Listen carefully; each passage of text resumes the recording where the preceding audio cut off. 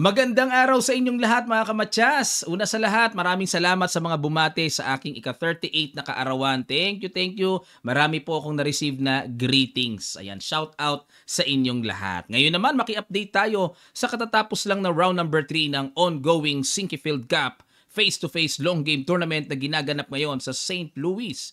Dito pala mayroong nag-withdraw sa kanila. Round number 2, mayroon na pong nag-withdraw sa tournament. Si Duda. Masama daw ang pakiramdam, health issue ang kaniyang dahilan. Yan ang aalamin natin sa mga susunod. Makikimarites tayo ha. Ang ginawa ni Giri, nag-E4, E5 naman si Wesley, Knight F3, Knight C6, Bishop B5, Roy Lopez. Tinira ni Wesley ang paborito niyang Berlin variation sa Roy Lopez. Nag-anti-Berlin naman si Giri. Ayaw niya ng itsurang queen to queen kagad na linya ditong panablahan, ano?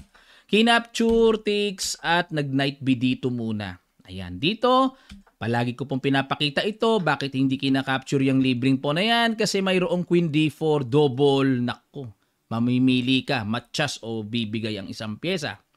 Kaya dito ay nag-knight B dito muna.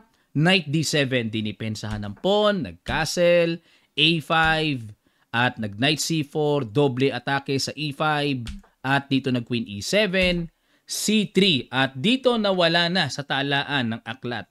Dahil ang normal na ginagawa dito ay Bishop E3. Okay?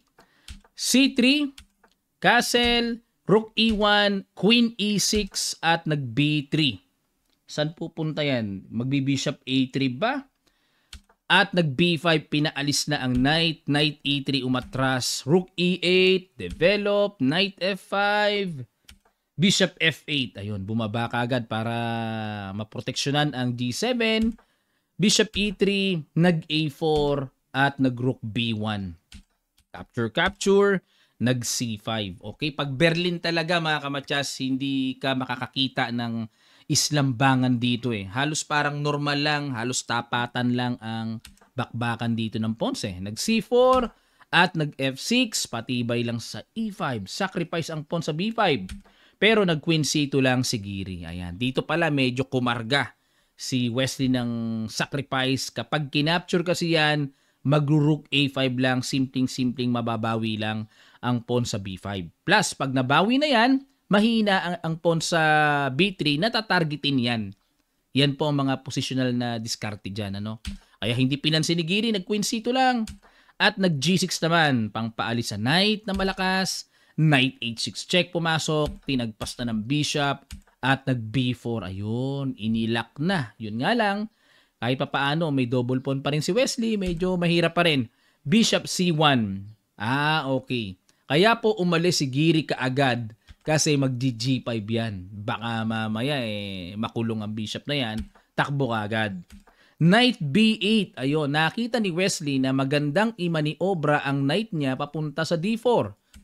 Bishop E3, tinarget ang pawn, nag-Queen D6 depensa muna, Rook A1, tinapatan na ang control sa A file, kinapture, at nag-Knight C6. Ayun, mayroong pambara dyan sa D4. Nag-Rook A8, pumasok.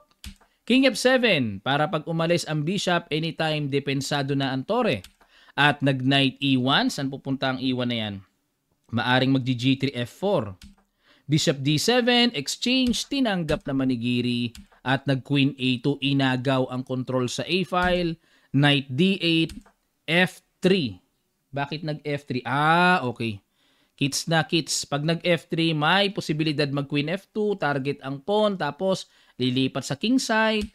Knight E6. Ayun naman, para unahan ng patibay ang mga pawns na yan. King F1, F5, bumasag na si Wesley. Queen A1, ayun, tinarget naman. May mga pressure ba sa E5? Nag-F4 ko, todo talaga ng paglaka. Bishop F2, G5. Ayan, mukhang mag-H5 dito, tapos mag-G4. Nag-King E2, H5. Ayan na nga, si Wesley ang mas may play ng pressure dito H3, inagapan kagad ni Giri. Mahirap na pag naka-G4 yan King E7, Knight C2. Saan ba pupunta ang knight? Walang maneuver Ang ganda sana mailagay sa F5 or sa D5. Pero bantay sarado ang pag-iikutan. H4, ay yun lang. Sarap sana itong H5 nakaabang para pangbasag sa G4 eh, no? Pero inilak eh. Nako, paano kaya to? Queen A8, Queen C6, Queen A1, umiwas, Queen D6, dinipensahan, Queen A8, Queen C6, para mahuli ng exchange. Queen A1, tiniret ulit ang pawn sa E5 at nag-Queen D6. Peace! Tablang laban. Oh, ayan na naman mga kamatsas ha. Oh, baka mainis na naman kayo kay Wesley. Long game naman to eh. Black naman siya eh. Okay lang yan. Nag-aabang si Wesley ng pitik-pitik ng panalo. At the end, maganda ang final standing niyan. Okay? Ganyan talaga pag round robin long game. Talagang mahirap sila magkatalo sa long game eh. Maraming tabla. O, pero tsagain nating subaybayan ito mga kamatsas. Ang kanila pong accuracy percentage ay parehong 98%. Okay? At ito na po ang kanilang standing. Makibalita tayo. Ano na ba ang standing nila after round number 3? Ayan, nangunguna si MVL, 1.5 points, Levon Aronian, Wesley So, Fabiano Caruana, Ferrugia, and Nepo. 1.5 points hanggang kay Anish Kiri. Sorry, ayan. And Leiner Dominguez, Richard Rapport, and si Duda, aalisin na po yan, no? Hindi na po i-consider yung mga scores niya kasi nga nag-withdraw na siya ng round number 2. Okay? So, abang pa tayo sa mga mangyayari pa dito. Malayo-layo pa. Round number 3 pa yan. Mayroon pa silang 5 rounds. Yan ang update natin after round number 3 ng ongoing Grand Chess Tour. Abangan nyo pa ang mga pangyayaring chess updates na paparating. Maraming salamat po. Okay, laro tayo. Blitz mga kamatsas. Maaga natapos ang ating analysis. Kalaro natin ay IM ng Iceland.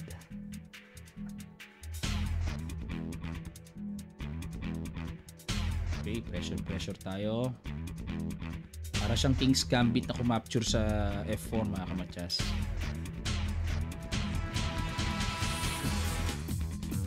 Napatagal siya, no? Bishop G7, Castle.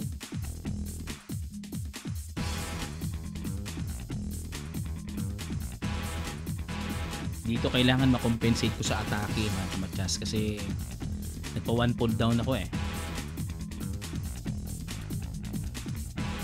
Medyo matagal nga lang siya mag-isip. Max Lunch Bien na Gambit. Fierce variation. Ayan. Excited na po ako sa darating na kamatsas round robin tournament natin. This coming December 9 to 17. Pwede po kayong manood doon. Free lang po sa mga nagtatanong, free lang po yun ha.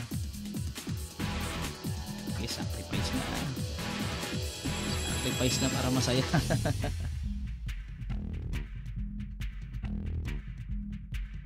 Okay, sacrifice, takes.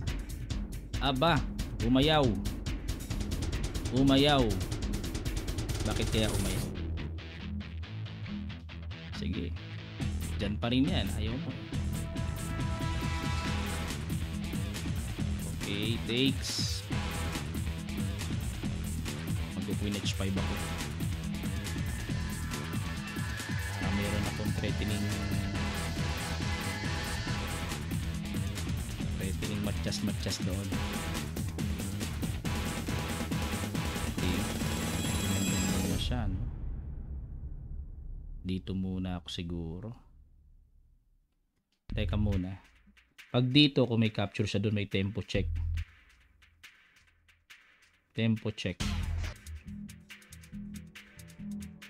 King G2 capture, Queen H5.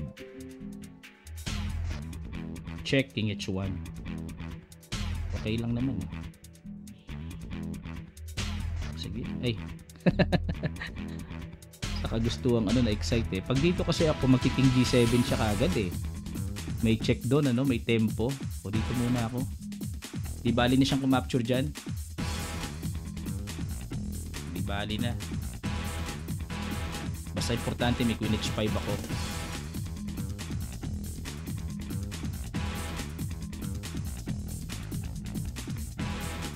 Gusto mag Queen H5, naka-check pa pala ako. Capture, may Queen H5. Gumanon. Teka muna ha. ha. Teka muna. Aha. Grabe, ang gulo nito. Nitix F7 ako. Nitix F7. Sabog ah. Dito kasi may Queen C6 eh.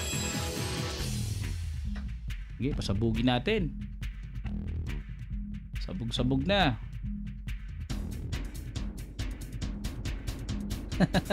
Grabe yung laban to. Sabog. Grabe ah. Saan kaya mauuwi ang laban na to? Capture. Check muna ako sa Bayroclix F7. Effective kaya? Takes.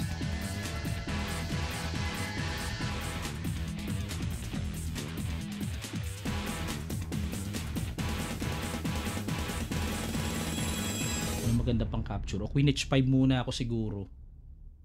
Queen H5. Oo nga, Queen H5 muna. Pahinog muna. Yan.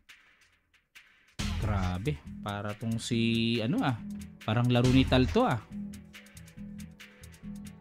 May mga pabitin.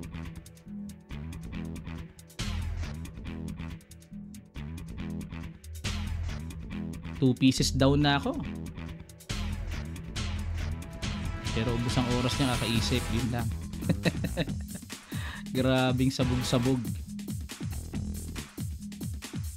Sabog. Uy, gumanon lang. Check. Wala na, bumi mga kamadyas. Grabe mga sacrifices yun. Ang tindi nun ah.